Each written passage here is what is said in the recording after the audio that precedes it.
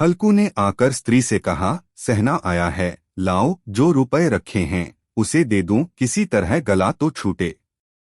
मुन्नी झाड़ू लगा रही थी, पीछे फिरकर बोली, 3 ही तो रुपए हैं, दे दोगे तो कम्मल कहाँ से आवेगा?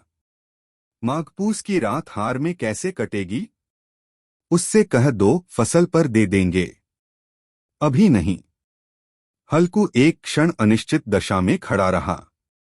पूस सिर पर आ गया, कम्मल के बिना हार में रात को वह किसी तरह नहीं जा सकता। मगर सहना मानेगा नहीं, घुड़कियां जमावेगा, गालियां देगा। बला से जाड़ों में मरेंगे, बला तो सिर से टल जाएगी। यह सोचता हुआ वह अपना भारी भरकम डील लिए हुए, जो उसके नाम को झूठ सिद्ध करता था, स्त्री के समीप आ गया और खुशामद करके बोला, ला दे, गला तो छूटे। कम्मल के लिए कोई दूसरा उपाय सोचूंगा। मुन्नी उसके पास से दूर हट गई और आंखें तरेरती हुई बोली, कर चुके दूसरा उपाय? जरा सुनूं तो कौन सा उपाय करोगे? कोई खैरात दे देगा कम्मल। न जाने कितनी बाकी है जो किसी तरह चुकने ही नहीं आती। मैं कहती हूं तुम क्यों नहीं खेती छोड़ देते? मरमर काम करो, उपज हो तो बाकी दे दो, चलो छुट्टी हुई। बाकी चुकाने के लिए ही तो हमारा जन्म हुआ है। पेट के लिए मजूरी करो, ऐसी खेती से बाज आए। मैं रुपए न दूंगी न दूंगी। हल्कू उदास होकर बोला, तो क्या गाली खाऊं? मुन्नी ने तड़पकर कहा, गाली क्यों देगा, क्या उसका राज है? मगर यह कहने के साथ ही उसकी तनी हुई भौहें ढीली पड़ गईं। हल्कू के उस वाक्य में जो कठोर सत्य था, वह मानो एक भीषण जंतु की भांति उसे घूर रहा था। उसने जाकर आले पर से रुपए निकाले और लाकर हल्कू के हाथ पर रख दिए। फिर बोली, तुम छोड़ दो अब की से खेती। मजूरी में सुख से एक रोटी तो खाने को मिलेगी, किसी की धौंस तो न रहेगी। अच्छी खेती है, मजूरी करके लाओ, वह भी उसी में झोंक दो, उस पर धौंस। हल्कू ने रुपए लिए और इस तरह बाहर चला मानो अपना हृदय निकालकर देने जा रहा हो। उसने मजूरी से एक एक पैसा काटक पटकर 3 रुपए कम्मल के लिए जमा किए थे। वह आज निकले जा रहे थे। एक एक पग के साथ उसका मस्तक अपनी दीनता के भार से दबा जा रहा था। पूस की अंधेरी रात, आकाश पर तारे भी ठिठुरते हुए मालूम होते थे। हल्कू अपने खेत के किनारे ऊख के पतों की एक छतरी के नीचे बांस के खटोले पर अपनी पुरानी गाढ़े की चादर ओढ़े पड़ा कांप रहा था। खाट के नीचे उसका संगी कुत्ता जबरा पेट में मुंह डाले सर्दी से कूंकू कर रहा था। 2 में से एक को भी नींद न आती थी। हल्कू ने घुटनियों को गर्दन में चिपकाते हुए कहा, क्यों जबरा, जाड़ा लगता है? कहता तो था घर में पुआल पर लेट रह, तो यहाँ क्या लेने आए थे? अब खाओ ठंड, मैं क्या करूं? जानते थे मैं यहाँ हलवा पूरी खाने आ रहा हूँ, दौड़े दौड़े आगे आगे चले आए। अब रो नानी के नाम को डोट जबरा ने पड़े पड़े दुम हिलाई और अपनी कूंकू को दीर्घ बनाता हुआ एक बार जम्हाई लेकर चुप हो गया। उसकी श्वान बुद्धि ने शायद ताड़ लिया, स्वामी को मेरी कूंकू से नींद नहीं आ रही है।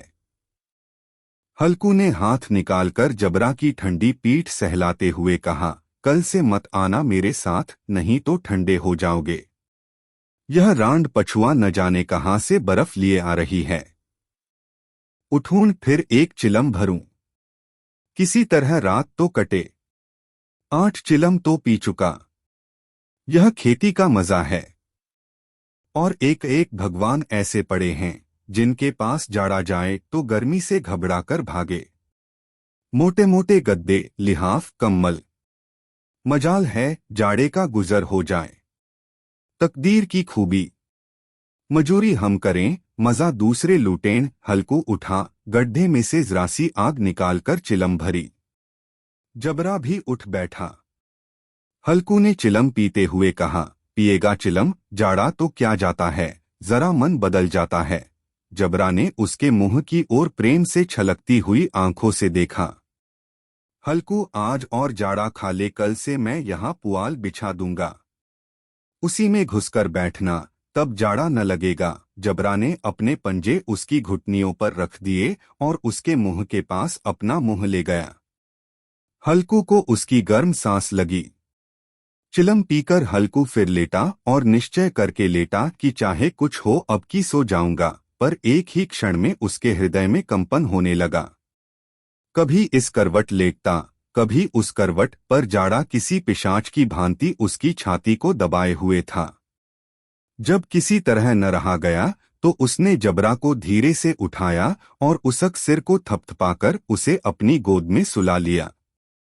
कुत्ते की देह से जाने कैसी दुर्गंध आ रही थी, पर वह उसे अपनी गोद में चिपटाए हुए ऐसे सुख का अनुभव कर रहा था जो इधर महीनों से उसे न मिला था। जबरा शायद यह समझ रहा था कि स्वर्ग यही है, और हल्कू की पवित्र आत्मा में तो उस कुत्ते के प्रति घृणा की गंध तक न थी।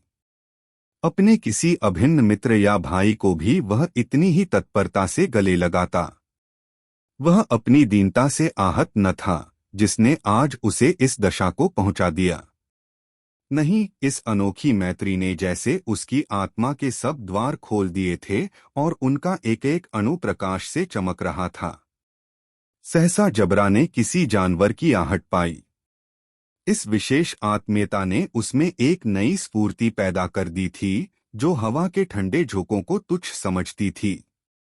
वह झपटकर उठा और छपरी से बाहर आकर भूंकने लगा। हल्कू ने उसे कई बार चुमकार कर बुलाया, पर वह उसके पास न आया। हार में चारों तरफ दौड़ दौड़कर भूंकता रहा। एक क्षण के लिए आ भी जाता तो तुरंत ही फिर दौड़ता। कर्तव्य उसके हृदय में अरमान की भांति ही उछल रहा था। 1 घंटा और गुजर गया। रात ने शीत को हवा से धधकाना शुरू किया। हल्कू उठ बैठा और दोनों घुटनों को छाती से मिलाकर सिर को उसमें छिपा लिया, फिर भी ठंड कम न हुई। ऐसा जान पड़ता था सारा रक्त जम गया है, धमनियों में रक्त की जगह हिम बह रहा है। उसने झुककर आकाश की ओर देखा, अभी कितनी रात बाकी है। सप्तर्षि अभी आकाश में आधे भी नहीं चढ़े, ऊपर आ जाएंगे तब कहीं सबेरा होगा। अभी पहर से ऊपर रात है। हल्कू के खेत से कोई एक गोली के टप्पे पर आमों का एक बाग था। पतझड़ शुरू हो गई थी। बाग में पत्तियों को ढेर लगा हुआ था। हल्कू ने सोचा, चलकर पत्तियां बटोरूं और उन्हें जलाकर खूब तापूं। रात को कोई मुझे पत्तियां बटोरते देख तो समझे कोई भूत है। कौन जाने कोई जानवर ही छिपा बैठा हो, मगर अब तो बैठे नहीं रहा जाता।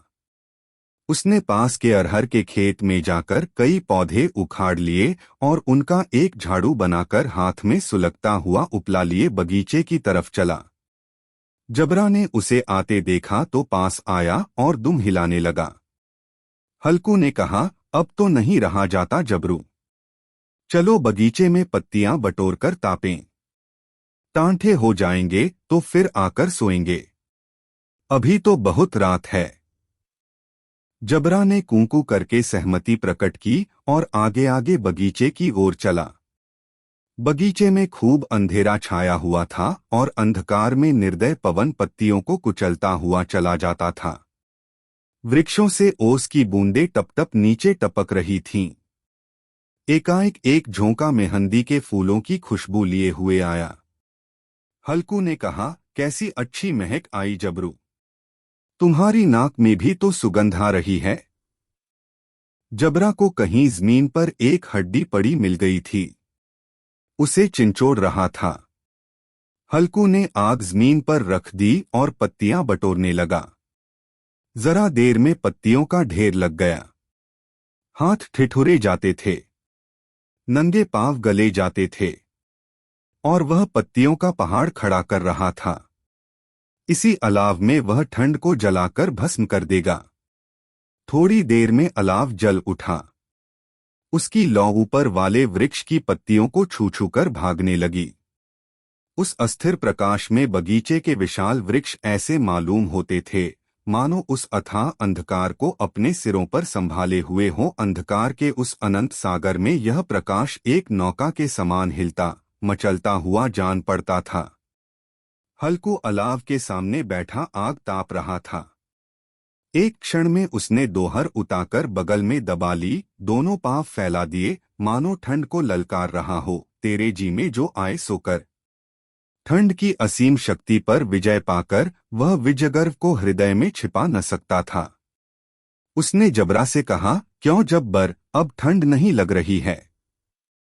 जब्बर ने कूकू करके मानो कहा, अब क्या ठंड लगती ही रहेगी? पहले से यह उपाय न सूझा, नहीं इतनी ठंड क्यों खाते? जब्बर ने पूंछ हिलाई। अच्छा आओ इस अलाव को कूदकर पार करें, देखें कौन निकल जाता है। अगर जल गए बच्चा तो मैं दवा न करूंगा।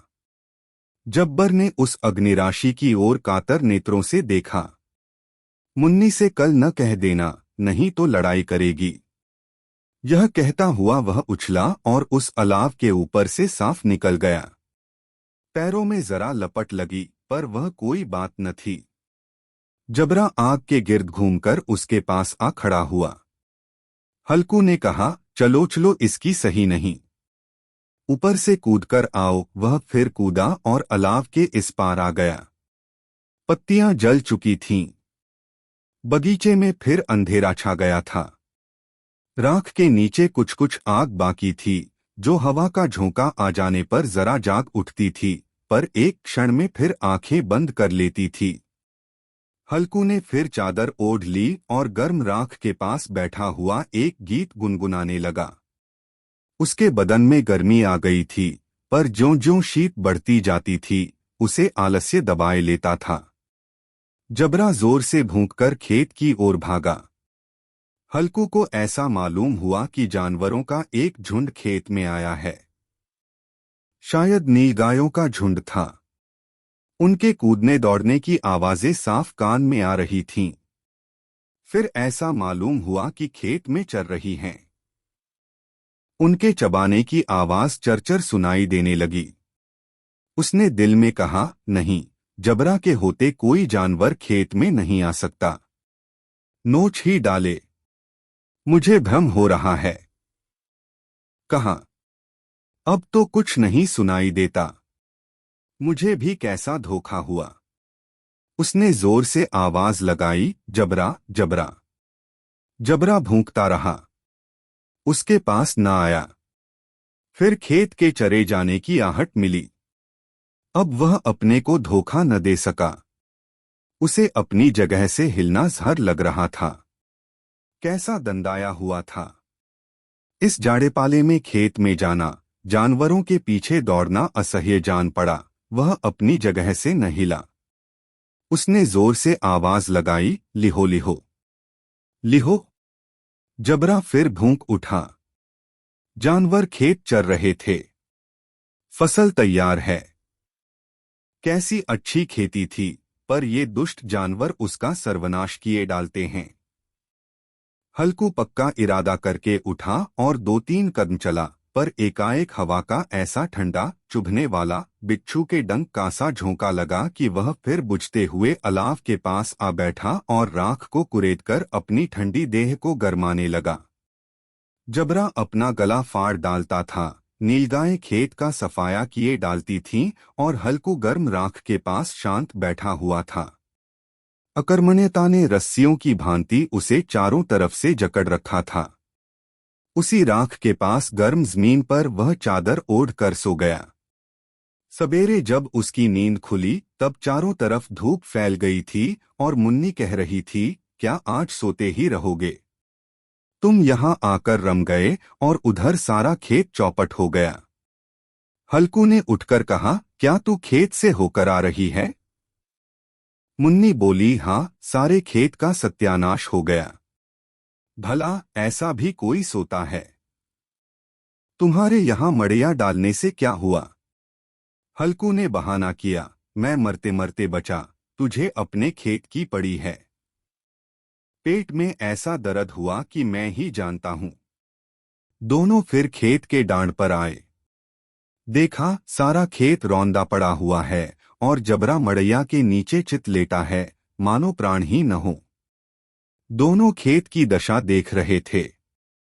मुन्नी के मुख पर उदासी छाई थी, पर हल्कू प्रसन्न था। मुन्नी ने चिंतित होकर कहा, अब मजूरी करके मालगुजारी भरनी पड़ेगी। हल्कू ने प्रसन्न मुख से कहा, रात को ठंड में यहाँ सोना तो न पड़ेगा।